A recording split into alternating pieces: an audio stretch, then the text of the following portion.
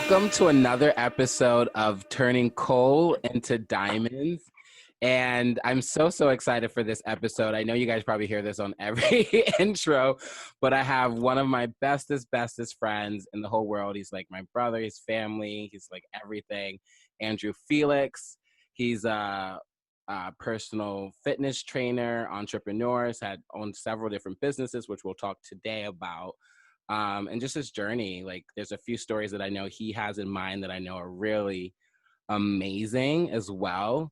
So maybe there might be some tissues, so pull them, get them ready if you have any nearby. And Andrew, I know I said a lot, but introduce yourself. Hi, everyone. As you know, as you already said, personal trainer, health coach, entrepreneur, everything. Everything in between. What else? Everything in between. Ex-roommate. Daddy now, ex-roommate, best friend, crymate. Yeah. Awesome. Well, I know one of the things I definitely know a lot of people are thinking about right now, so I want to get your thoughts because your business is a little bit interfered by the coronavirus and quarantine, and I know that you're kind of shifting and moving. So how's that been for you? It's had its ups and downs, but I really, when you asked me to do the podcast and you wanted me to share about my coal to diamond moments, it really started evoking a lot of my day-to-day tasks becoming coal to diamond moments. And I've found that it's almost pushed me. I wanted to do personal training, virtual personal training, and there was a lot of fear around it because I didn't know how my clients would take it. I didn't know how they would respond. There was a bit of kind of lack of worth conversation, like, oh, I'm not going to be able to, show my specialty anymore because it's going to be like a generic workout and whatnot. Yeah. But was this something you said you were thinking about before quarantine even happened? Yes. Oh, wow. Okay.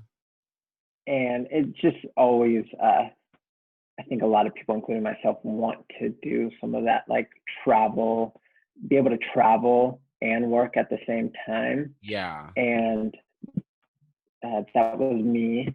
And I was always afraid because I didn't think my clients would take to it well. And of course, we're in a different circumstance right now. So they're definitely a lot more open to it now. But now there's no excuse in the future if I do tend to travel or if they tend to travel that, okay, hey, let's check in and we can do a virtual workout as well. Yeah. And the schedule doesn't have to change too much.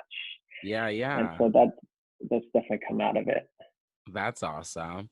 And are you getting like stir crazy? Because I know you're definitely a very outdoors guy, like snowboarding, basketball, hiking, like the list goes on, you're doing it. And I feel like this is a time where maybe a lot less of that.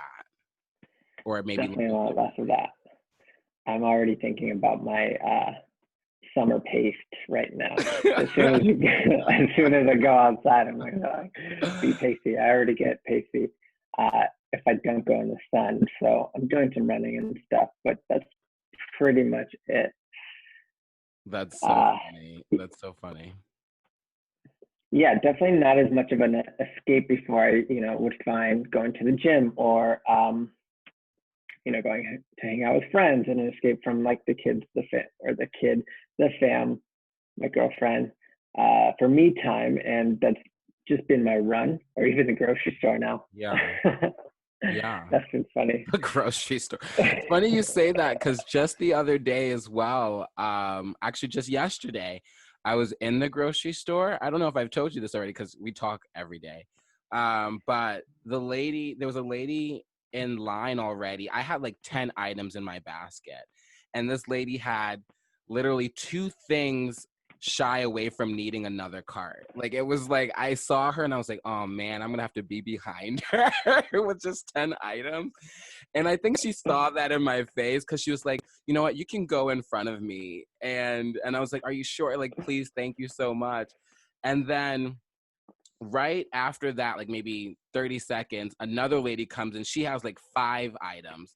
And I'm like, oh man, I don't want her to have to now wait behind me and the other lady and somebody else because she only has a couple items. So I asked the lady right behind me who let me in front of her. I was like, do you mind if I let this lady in front of me, like just to be nice?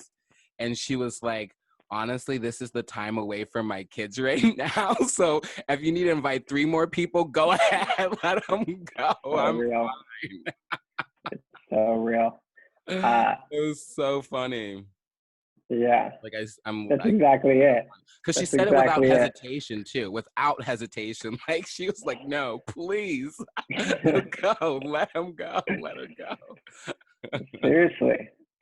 I told you this yesterday, but Jenny being on her period, moody as heck. And I got home and I forgot, so people don't know. I got home and I had forgot, or I got the wrong vegan butter. And Yeah. she, kid you not, started tearing up. Yeah, we did talk about And this. I was just like, okay, I'm going to go get it. And I never experienced, I've had girlfriends in the past, of course, but like, I never experienced it like this. But when you think about it, it's almost like a baby dying, right? I mean, I don't really know. They're releasing an egg, right? They're eliminating a potential baby. And Yeah. the magnitude of that, and how that's going to affect the body, it's pretty phenomenal. Yeah, I mean, I hear you the whole time. You say phenomenal, and I'm saying I'm so grateful to be gay. So, tomato, really, right? Yeah. And Jamie, It definitely makes me if think you're about it. listening, I know he still loves you. So, you're gonna get grounded after this. I'm not going to be able to play Xbox. I know. Gee. So definitely things are changing for you, but it's also supported because it's helped you, I guess you said, shift gears in a way that you were kind of already thinking, but a little bit, I guess, apprehensive. Entirely.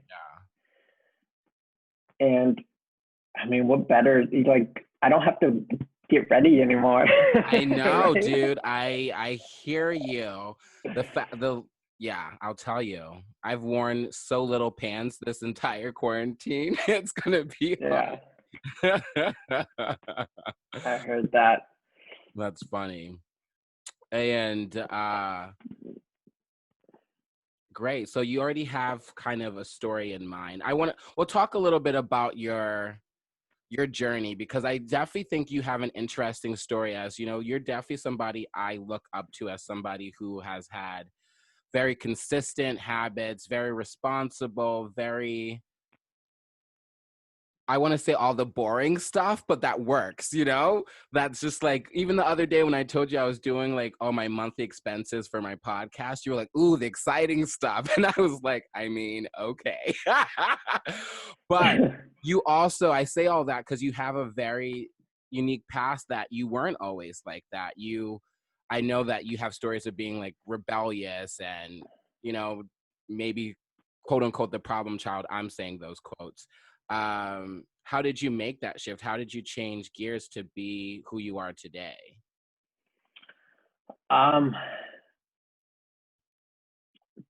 Do you want the backstory of all the like troubled child stuff? I mean, drop us a little bit of, maybe not the throwing the shake one. I don't like that story. Yeah. But you can drop some examples and then say the shift that happened. For me, growing up, I had a lot of energy. I had a lot of I almost got high. I got high off of like just really extreme moments, whether it was about to be in trouble or like, I don't know, running from the police. Like that was my drug of choice. It was just like, how extreme can I go? And I dealt with it in ways that affected other people in really negative ways.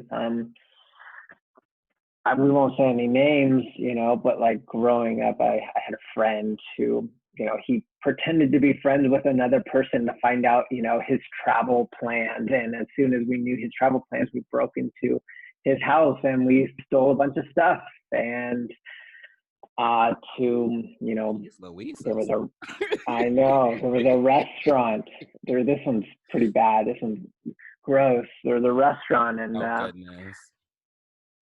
for, I don't know, whatever rebellious reason, I maybe asked them to for a straw or something, or a fork. I think it was a plastic fork, and they wouldn't let me have it because I didn't purchase from there. And so my way of, getting them back as if it's owed to me, was to, go and use their bathroom, take a shit, and spread my shit all over their bathroom, so whoever went in couldn't really get out, and it was just everywhere. That is so gross. Yeah. So it was pretty bad. It was, yeah. Just to make you feel better, I actually, when I was in high school, did some really stupid stuff, and I had a best friend, I won't say any names either, and he was obsessed with taking poops in just weird places, and I've never said anything, so people in my old neighborhood, they might find this out. So one time we took a poop at a public park, and we thought we were just being funny or whatever, people would just come and find the poop, because we did it at the very bottom of a slide, so somebody would go down the slide without seeing the poop, and fall in the poop, kind of. That was the prank. Okay. And somebody found the poop, and they actually shut down the park, quarantined it type thing for a week to figure out where the poop came from. It was just a whole thing, because it was a thing. And it was so the whole neighborhood was who would take a poop in at the park? What's so interesting too is we're not far from dogs, right? We're animals, I guess smarter animals, right? But dogs just poop. Of course, we do the picking up, but it's just very funny. That was always my story with poop, right? I had a similar poop. I didn't really think about it. I was just foolish, but humor. I would just say I have a few more stories but I'm not going to share. I've changed as a human. We've turned coal into diamonds thus far. yeah. We're the diamonds now. Continue. So somewhere down the line, I started just exploring myself and exploring why I exerted or fulfilled myself in that fashion. I did it skateboarding. That I got my high from skateboarding, and intermittently with other things. At one point, I just realized why am I doing this all? And it's just it's to get that high. It's to get that.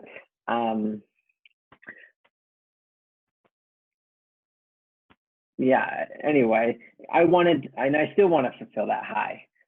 So I just learned, I just had a conversation with myself one day. It's how can I fulfill that high and do it in a fashion, that's really going to give me the lifestyle that I want to live, versus these, one-off experiences that could end me up in jail, or someone dead, and really experience it. And, my vision for my life is, going on yachts and taking planes wherever I want to go in the world, getting a pilot's license, etc. And then the way I was headed, I knew I wasn't going to be able to build that lifestyle doing these, harmful, rude, mean, things. Yes, for sure. And I like to think about it too as I wonder, because when you say high, I'm I get that too, in the sense, I don't know if I'd call it a high, but just this rush on when they're, I don't know. I get what you're saying. I just wonder, is there a different word than high? I don't know. I can only really think of it. The reason I think of it as high is because it's just a dopamine release, right? That was the same thing we'd get if we were doing I don't know, some sort of ecstasy of sorts, or Yeah. I don't know. And drugs aren't my thing, so Yeah, that's I how I know. was fulfilling it for a long time, you know? For she's. I hear you. Well, better. I'm glad that you've changed thus far. Yeah. So what are But I some do value it. I do value that, uh, you know, it really, when I connect to that child, I'm going to call it my child addiction. Like it really supports me in motivating me to do the things I don't necessarily want to do all the time, you know, like the yeah. accounting work that you were saying, the fun stuff, you know? Um, Yeah. so that's, yeah, that drives me for sure. I got you. I got you. So, how did you start your first business? Which came first, the cookie business or like personal training? Uh, Definitely personal training. Uh, Personal training started, you know, I had a mentor in high school, and he probably didn't even know he was a mentor of mine, but he was my personal trainer. My mom had hired a personal trainer for me to uh, support me in gaining size and strength for football. And even though I didn't continue playing football, he he was just a great role model. I mean, he was aspiring to be a cop at the time, and doing all his training and et cetera. And he would pick me up from school, and just a good energy to be around. And as we were training, I would see all these guys. It was like this gym in, I believe it was Northridge, California, and it was called Powerhouse Gym. And you'd go there, and all these buff guys, and I was just fascinated with it. And I just started to, you know, question, why is this person doing this grip versus that grip? You know, why is that guy? Oh, you're buzzing. This is the second time the same person has now called me during an episode that I'm interviewing, and I've tried so many times to like, how do I turn this off? It's my laptop. Anywho, sorry. Oh, your laptop's ringing. Yeah, it's the same person too. The beauty of the Apple link, I right? know, right? Um, Anywho, so I started inquiring and just was fascinated by it. It was really the only thing that seemed reasonable for me to aspire to, you know, achieve at the time. You know, when I was in high school, my mind wasn't in. I almost felt like lost. Like I just chose it because it was something that I actually was fascinated about. I had other friends who were, you know, into theater and numbers and whatever, but I chose that because I thought I would be successful, and it was a deep fascination again. Oh, awesome. You're done. Over. Yeah, I don't know where to stop. I mean, I can continue going. And so then how did that lead into owning a cookie business?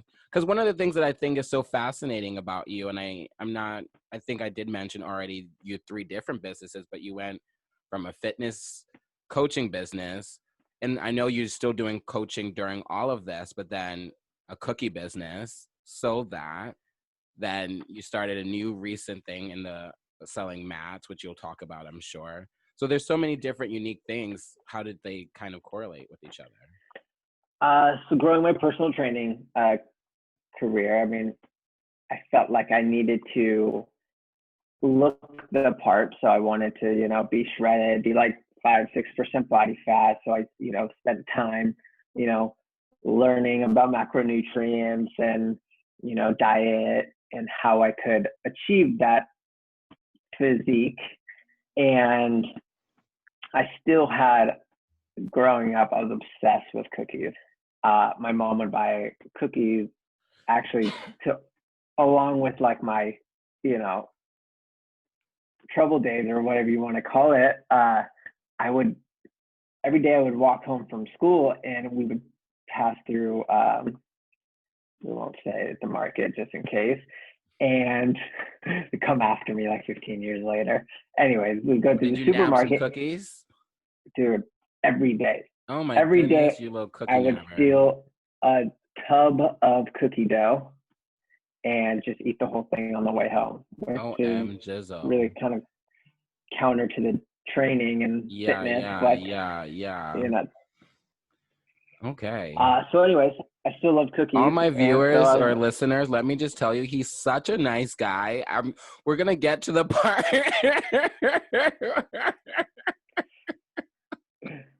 You're so funny. So yeah, I still wanted those cookies, but I wanted it, I still wanted to have physique and I wanted to be healthy and everything. So, my mom took some baking classes and cooking classes, and sure enough, I hired her to experiment and try cookies, and we would spend, hours and hours in the kitchen, like just trying out cookie recipes and something that I would like. And I wanted to, like, those they always had them at movie theaters, like these little cookie dough bites. Do you remember those? Yeah, I do. I don't know if they still have them, but that's what I wanted in a healthy form. And so, sure enough, I spent a lot of time. It took I think it was I want to say 100 and maybe 106 recipes. I don't remember the number. I'm sure I can find it somewhere, until I felt like I found something that this was it. Wow. Did you, in any of that time doing the 106 recipes, did you get discouraged? Like, oh, this is just not going right, or were you just so motivated to get it right that it didn't matter?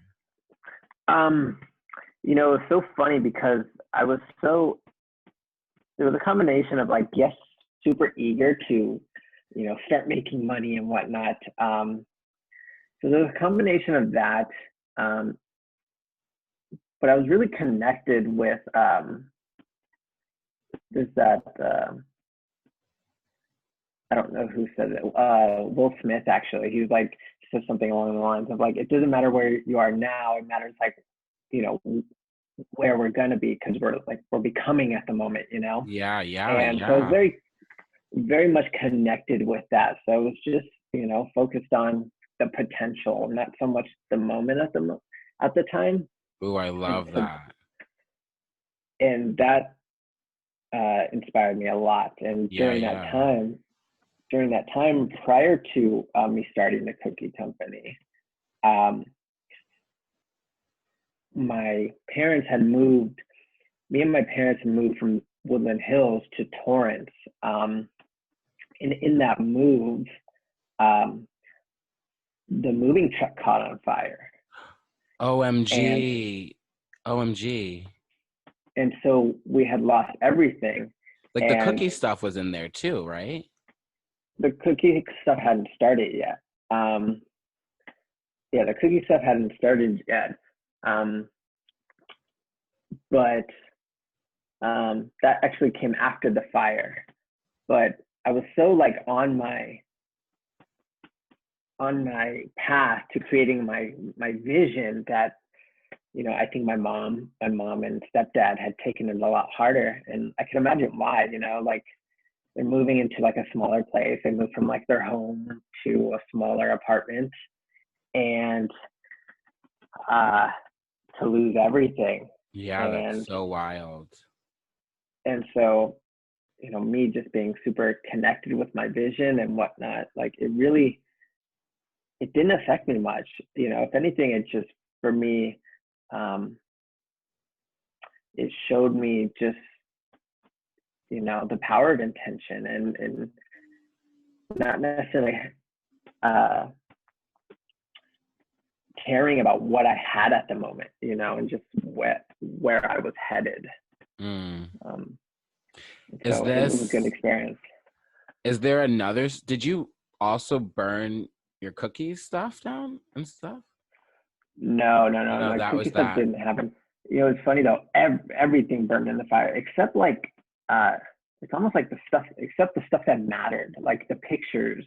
None of the pictures burned, which is really weird. Our books, they're all paper sources, and none of it burned.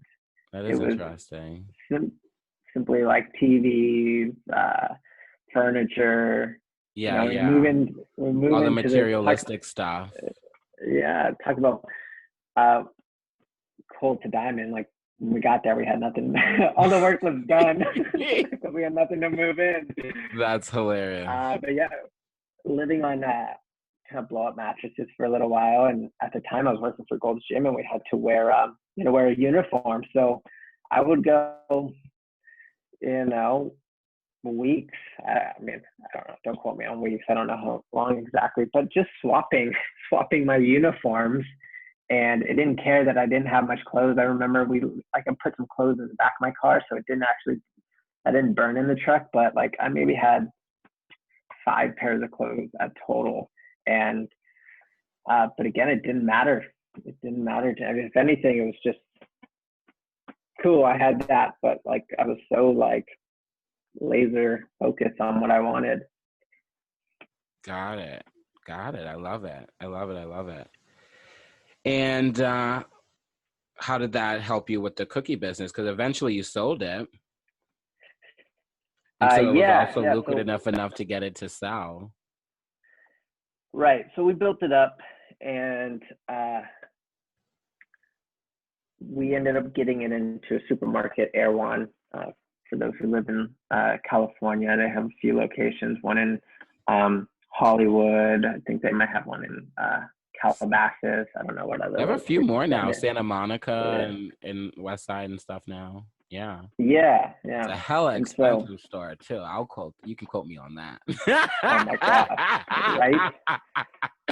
Oh my goodness. You thought Whole Foods was bad. This place. Yeah. Oh, pretty bad. Mm.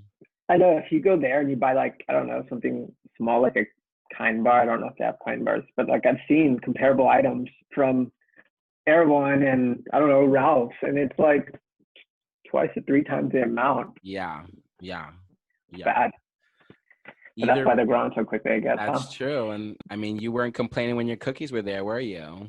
I wasn't complaining. They're a good story. You should go try them out. Yeah. That's awesome. What did it take for you to get it in a store like that? Because I feel like I assume you can't just go into a grocery store and say, hey, I have cookies and please sell them. Yeah, I don't know. I mean, there was something to just being naive to the process.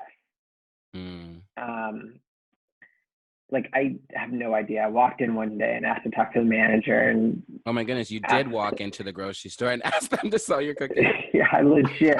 And they're like, yeah, we have trials on like Tuesday or Thursday or whatever. What day would you like to come in? And of course, I'm like, shoot, Tuesday, sooner the better. Yeah. I go in I only had 2 flavors, like chocolate and vanilla. And I'm assuming you went through like FDA stuff and all that kind of stuff before that? Actually, no. Oh, okay. So from what I understand, yeah. Like I'm telling you, the process is like. Oh, interesting. So I guess what you guys are finding out is go make some cookies, go to your nearest grocery store, and start your own cookie business. I don't know if everyone treats other companies the same and it's that easy, but it's definitely had me question other food brands because I'm like, oh my God, we're like making this dish in my kitchen and just taking them over. And I know there's no like what I understand as far as like the FDA and et cetera, and I don't know if it still operates like this, and maybe I have a wrong belief around it, but is that they don't necessarily go and start seeking out the company practices until there's like a problem, you know. So if no one goes to the hospital or no one reports them being like growing hives or anything like that, then you should be good for a while. And it's funny because like we don't have to say, but you also sold it for a substantial amount. And it's like, wow, you just really walked in and just sold these cookies like that, which I think is also really great to show that like you really never know until you try something. And I feel you said like you were a little bit naive, and I think about like that's probably helped that supported you because there wasn't any like limiting belief about like I can't go into this store or I can't do this, I can't because such and such would happen, and you did it and look where it got you. Exactly. Wow. Can we say how much you are? If you don't want to, you can still edit it out. Oh, what? Say how much I sold it for? Yeah. I prefer not, just because it's a little mysterious. a mysterious vibe to it. Okay. And people can use their imagination. But now they're going to be like, well, we want to know. Either way, we'll respect it. It was substantial, guys. Let's say this. Some people have this in student loans. Depends who you're talking to, I guess, right? That's true. I guess that also is a belief, because some people be like, oh, that was petty cash. Beyonce would think that was a weekend trip somewhere. Exactly. If that. I sell that for VIP tickets. Yeah, exactly. Dang, it's not that bad. Got you. I love it. Well, that is awesome. And I love that you even mentioned, I like where it went as far as having just no limiting belief that allowed you to just make it happen. Yeah. Fast forward, like, I didn't, as soon as I was like kind of sick of it, like I didn't realize what it entailed to own a food company. It's not something I necessarily dreamed of, you know, and at one point I was just kind of over it. You know, it wasn't fun for me, you know, being a business owner. And of course I was young, so I definitely have a different concept of it now. But I'm like, I wanted this company and it's more work than I expected. So of course I let it go, you know? Yeah. But it was so funny, like weird, you can think of the universe or whatever, but, you know, it's definitely one of the many things that evoked me being more spiritual. You know, as soon as I was kind of over it mentally and just tired of it, and kind of reached a few hurdles and definitely overcame them, I like got a call at 6 a.m. in the morning. And it's funny because like I'm like angry, like, and I was up, but I was just like, who the heck has the, you know, tenacity to call someone at 6 a.m. in the morning? Are these telemarketers like picking up the phone ready to cuss them out? Yeah. You know, and of course it's just like a broker wanting to buy it, and it's so funny. Oh my goodness, no way. So it wasn't even that you saw, because I didn't know this. You weren't seeking out to sell the company. You were just thinking about selling it, and then somebody called you to buy it from you? It wasn't, I wasn't even thinking intentionally that I was going to sell it. I was just kind of mentally over it and was going to figure out how to dissolve it somehow. Oh, wow. And then you were so upset by this 6 a.m. call, and it's somebody like interested in it. Wow. Yeah. There you go. That is so amazing. I think that also shows the power that, I know this sounds crazy to some people, but I talked already in an episode about like listening to the universe. I think there is a power in like speaking, not really even speaking because you didn't speak it, but like the universe listens, you know, whether that just be little minuscule thoughts or whatever. That's why I think it's so empowering to choose positive thoughts, choose things that are going to be, because you never know what the universe is really listening to. Well, let's listen to it all. Right. Maybe. In my head. But that's really cool. On the flip side of that, but what if I had the belief of like, oh, I should think positive thoughts, and no, I have to, you know, power through these and still grow this business? Well, I mean, first of all, I don't think the idea that you were kind of mentally over it's a negative. You know what I mean? I think we both kind of try to be everything's neutral. At the same time, I think it's very, I want to say, I feel like we live in a time where in my opinion, I sometimes judge myself where if I change my mind on something, and I'm allowed to, you know what I mean?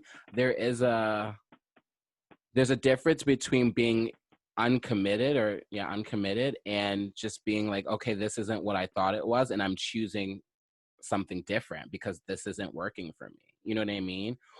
Right. Or choosing something, or like then choosing, oh, I'm not going to do this just because I don't want to, like I want to take the lazy road out. You know what I mean? Because I don't think that's what you were saying. It was also just like, oh man, this is not what I expected, so I'm going to do something different, or I'm going to I don't know. I can't really speak for you. No, that's exactly it. I agree. And to be honest, I felt at the time I was doing it because I didn't want to, I was judging myself as a quitter. Yeah. It was like I didn't want to be judged as a quitter, even though I was kind of over it, Yeah. right? So that's definitely speaks I to mean, the in truth. the end, you're a damn winner, I would say. Yeah, definitely. I agree. It's opened up a lot. Yeah. It's funny because you brought up like spirituality, and I definitely think we both have very different. We play the same game of spiritual stuff, and maybe it looks a little bit different. I could say that a little bit more eloquently, but people get it. I also know that there's another like story that you have that kind of pushed you into like a spiritual, as far as I would at least just say even gratitude. Do you know what I'm talking about? Yeah. Do you want to talk a little bit You're about talking about the that? story? Yeah, because I feel like it's a really unique story and how it brought you to being more appreciative and holding gratitude for yourself in life. Yeah. So the story he's talking about is I had went skydiving with a friend, and he took all his clients, his personal training clients, skydiving. And I was like, oh, this is awesome. And he invited me, and I went skydiving with them. And it was a great experience. So I was planning a trip to Europe where I would be gone for like, I think it was 6 weeks. And thought, oh, it'd be awesome to have like this amazing experience with my clients. And so I convinced a few of them to come with me, and we get there, and I had gone like skydiving maybe two or three times prior to this, and I had never like experienced this fear in me. And one of the instructors comes over to me, and she's this tiny little girl, and I'm like, one of my clients is the same size as her, and I'm like, why is she picking me? That's really weird. Why wouldn't she pick my client? Whatever. Fast forward, we're sitting in the plane. I'm feeling like this stuff going on in me, and I'm like, what the heck is going on? Why do I feel like this? So I turn over to the instructor next to me, and I'm like, do you ever still feel nervous, even though you've gone a bunch of times? And she's like, yeah. I'm like, interesting, why? And she's like, because I don't know what you're gonna do. And I'm like, well, I look at her straight in the eye, and I'm like, look, trust me. I'm not going to freak out. I've done this multiple times. Like, you don't have anything to worry about on my part, Yeah. She's like, okay, great. So we jump out of the plane, and we're going down. And if you've ever been skydiving, it's like euphoric. It's like this amazing experience, and things almost like slow down a bit. And it's funny because as you go skydiving more, like that, the adrenaline rush kind of diminishes a little bit. So it doesn't go by so quickly. It almost goes by slower as you go, the more you go. And she pulls the parachute, and she starts screaming, oh shit, like over and over and over. Oh shit, oh shit, oh shit. I'm like, oh shit, why are you saying oh shit? Yeah, that's not the time to be saying like, oh shit, girl. Oh shit. So parachute's like flailing. She's like, I need you to lean back. I'm like, leaning back as much as I can. She's like, we're gonna have to let go of this parachute and pull the emergency. So she lets go. We fall maybe, I don't know how many feet or yards away from it. So we go, I watch the parachute fly away, and we're falling, leaning back so we don't like spin or whatnot. Yeah. She pulls the emergency, and I'm like looking up, and in this moment, like my life slowed down. It was really weird. And I felt like at that moment, like whatever happened, I chose to just like be grateful for everything. And I was in this experience where I got to take my clients.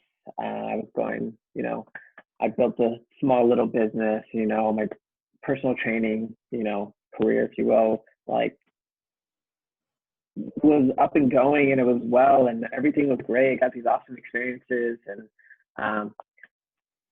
I just chose to be in gratitude towards everything. And it was like, whether I died at the moment or I didn't, like,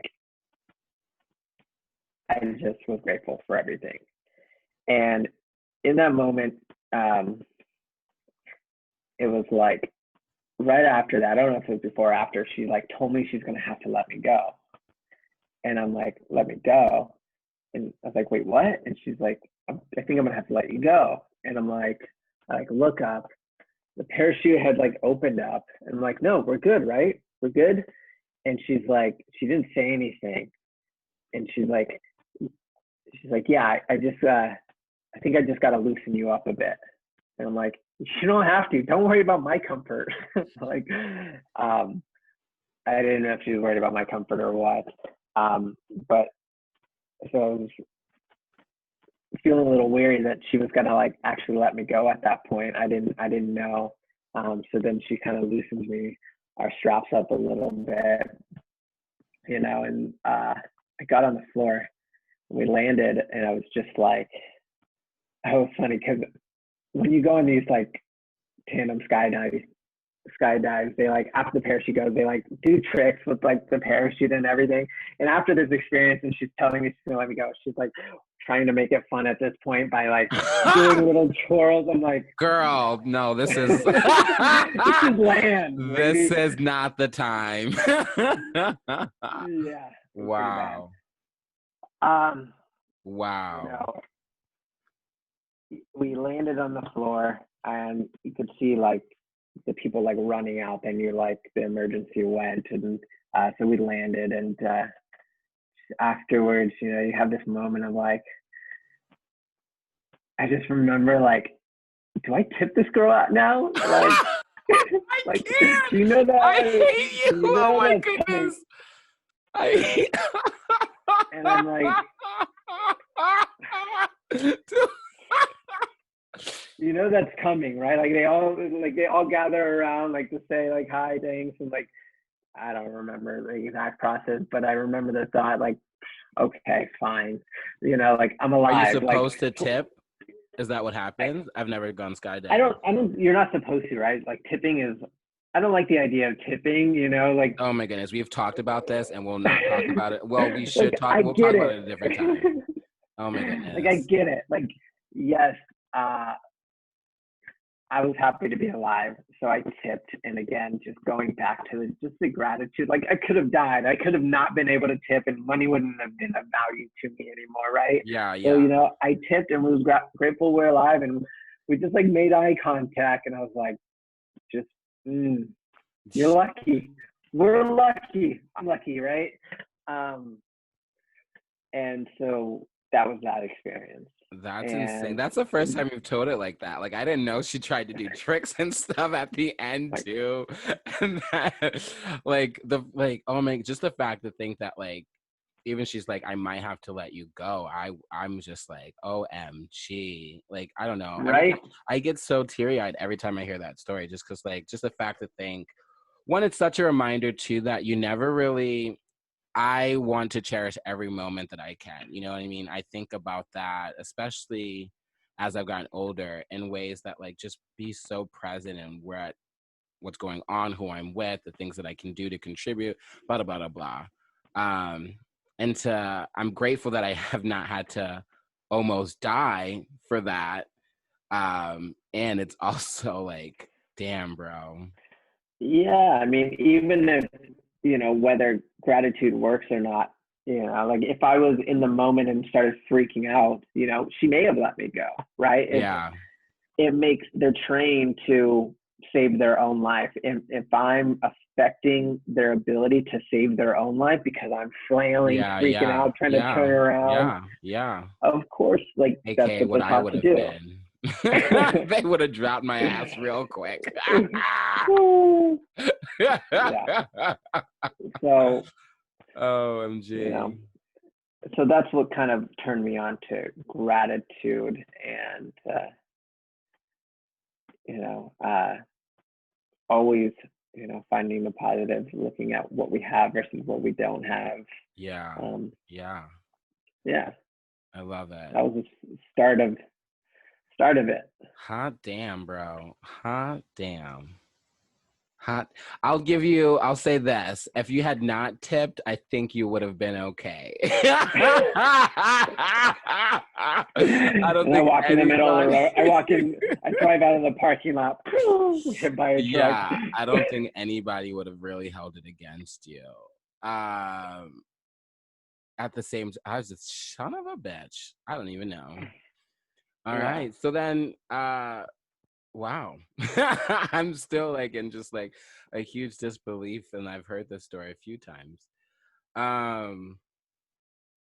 Yeah, wow. Well, I'm grateful that when was that? Like what year? This was, I believe I was turning, I just turned 22 or 23. Shut I don't know up. what year that was. Yeah, 22. That was like I think. literally maybe like a year or two shy of when I met you. I want to say a year or less. Yeah, about a year before, probably. Yeah. OMG. Who would It was have a good thunk? one. I couldn't imagine. I know. Your life wouldn't have been the same. It wouldn't have. I would have. That's so So funny. that brings me to actually my third cold a diamond story. Oh my goodness, you have another one. He's ready, y'all. Let's do it. And it started with I was headed to this training that I wanted to like go explore myself and learn about myself a little bit more. And I had a friend who we were going together, and he knew someone that he asked if I could pick up on the way that was also doing the course. Oh, I hate where this is going. And I pick up this guy, and you know, if you meet someone, you're usually like pretty nice. You greet yourself. You're like friendly. I go and pick this guy up, and he's just bitching. He's just bitching about everything. He's complaining. We're running late, and he's blaming it on someone else, and he's so mad. I'm like, what is wrong with this dude? Like, are you gonna say hi at least? Like, hey, nice to meet you. I'm sure this guy said hello. Yeah. And a nice to meet you, I'm sure. Right. Fast forward, this guy is Gerard Cole, and he turns out to be my best friend and my roommate. And it was not an easy experience to get over. You know, I mean, I spent half the car ride from LA to Orange County, you know, at 5 o'clock, so rush hour. Yeah. It was like, what, 2 hour drive, hour and a half, 2 hour drive. Yeah. And I'm sitting there just judging the crap. And yeah. Mm-hmm. Fast forward 3 months later, he's still bitching and still complaining, and I love him so much more for it. I'm just kidding. OMG, I love it. Who taught you how to be so funny? You're wild. That was hilarious. It's all true. I can't dispute it. We weren't exactly fond of each other. What's funny though is I'll say I didn't have that much beef with you. You had the beef with me, and I can see why now. I definitely can see. But what's so funny is like in my brain, amongst all the bitchiness, I was definitely really nice. We talked about like you sticking somebody's car, and I was really like impressed by like your story, and I'm sure I did. Yes, you did. I definitely think the car rides, it was more bitching. Car rides. No, I mean, they started out hot. The thing is, it's like this workshop, for people who don't know, is like all about like just like learning about yourself. Learn how often like maybe you tell someone something and you don't follow through with it, and you know, or whatever it may be, you know. Well, you And would say so the right training after the worked, first, didn't it? it definitely worked. It definitely worked. Yeah, the first day after we're learning the power of our word and how important it is to follow through, we were gonna be there, early, and the second day we show up, he's like almost late again. It was great. I just remember the second day. I was like, we just went through this. We just went through the importance of like how important it is to follow through with your time and etc. And OMG, you're some late. of us take longer to learn. Well, actually, listen here, listen here, listen Oh here. gosh. Oh So gosh. let's talk about him talking all this stuff about being late, giving word, coming on time. And I've now done, by the time you guys have heard this, there'll be more episodes, but this is probably the 8th or 9th episode interview that I've done. And he's the first one that's been late to one. First person. I'm returning the favor. And I want to say I love that you brought that up, because I think this whole episode, not really whole episode, but we've talked a lot about things that maybe I would say I'm not exactly proud of in my life, you know what I mean? Especially that part, because it was like, looking back on it, like my first impression, or your first impression of me was spot on. Like, I got into the car, I was running late, they were picking me up, and like at the time I was leaving work from Santa, like whatever, all the excuses are coming back. Like, I was running late, and I got in, and I was so, like, I was just not responsible about my conversation. I didn't even say, like, I probably didn't say like, oh, thank you guys for waiting for me or whatever. Because actually, you know what? I will say I was being extra bitchy, because I can say this because we're all friends now. But Sean was in the car too. And at that time, Sean and I also still had some kind of like friction between us. And Sean kept being like, he was even like, because they were picking me up from my apartment, and I hadn't even gotten to my apartment yet. Like, you guys were waiting outside, and Sean was like, do you need me to go inside? I can grab some stuff for you. And I was like, no, I can do it. Like, I'll be there, and I can do, like, I was just so stuck on, because like I wanted my ego, all this BS. Yeah. And so I made it even worse. Either way, we've all have those moments that we are maybe not so proud of, or we've made in the moment didn't make the best decision. And I think that really should be a reminder that it doesn't define you. It doesn't define me. We can all overcome it. We can all, I think, but it starts with being able to look at yourself, and look at yourself objectively too. Cause I think I get stuck sometimes in like, oh, I'm a bad person if I did this or whatever. And it's really about like, what can I learn from this? What can I take forward? How can I look at this objectively so that I can grow and move forward? Not beat myself Completely. up, and I think we both have learned how to do that. And that's supported our friendship. Entirely. Entirely. There were many instances. I think not a lot of people are also willing to, that are committed to their friendships and be willing to kind of like push aside their ego and express when they're wrong, or where they weren't the most considerate, or they were rude or whatever. And, we've both been there. We've both been in that conversation of where, I'm right, you're wrong, Bro. fuck you. And we moved in with each other because we had this experience of like, you motivate me, I motivate you, let's kind of like move in and be inspiration together, be like growing ourselves, all this stuff. And like the first 2 to 3 months was hell, because I would say I was not inspired. We were fighting and bickering. We almost got in a fight over a fork. Like, I am good friends with all of my roommates to this day, and I have never once almost fought any of them except for you.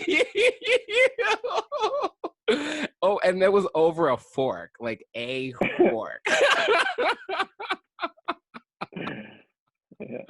Good OMG, Good and I love you so much, and I would like do it all over again. Yes, me too. Some slight variations, but I would. Yeah.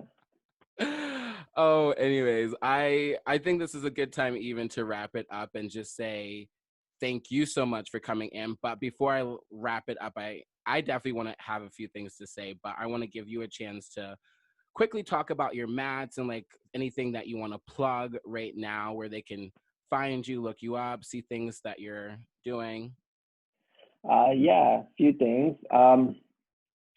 Personal training, busybutfit.com, if you're interested in that and any health coaching or anything like that. My other mat company he keeps referring to is suspension mats. Great way to kind of monitor your progress with any body weight exercises. You can find us at Instagram at suspension mats and suspensionmats.com. Yeah. I'm going to say it a little bit more interestingly as well. Yeah, Amazon as well as what he just said. These mats are so cool because anybody who's ever used TRX or done any, I think it works really well, obviously at the gym, but especially if you work out at home, especially right now, guys. These are mats that have measurements or like line increments on the mat so that you can optimize your workout so you know where you put your foot so you don't have to be like, oh yeah, I put my foot next to that rug stain and remember each time that you're doing a lunge or whatever. And you can just know and measure what you're doing, especially like with the TRX. I think that's kind of where you got the name suspension as well. But it's really cool just to keep measuring or keep track of where you're putting your foot, keep track of progress. Cause I know I've done like some TRX workouts and I'm like, I'm not even sure if I'm getting better. I'm just like, this is a little bit further, right? I think either way. That's exactly. Yeah. And look them up. And with that being said, make sure you guys are going on Apple Podcasts, Spotify, liking, subscribing. Thank you guys so much for continuing to tune in. I'm so excited to have Andrew Felix once again, one of my bestest friends, really like family to me. Thank you so much, Andrew. I loved having you. Thank you, Gerard. Yeah. I love you too. Yeah. It's been fun. And you guys can always find me at GerardColeComedy.com or TurningColeIntoDiamonds.com or of course on Instagram and Twitter. I am Gerard Cole. But I'm going to leave you with this. As always, guys, make sure that you're turning coal into diamonds and much love. Stay safe out there, guys. Bye.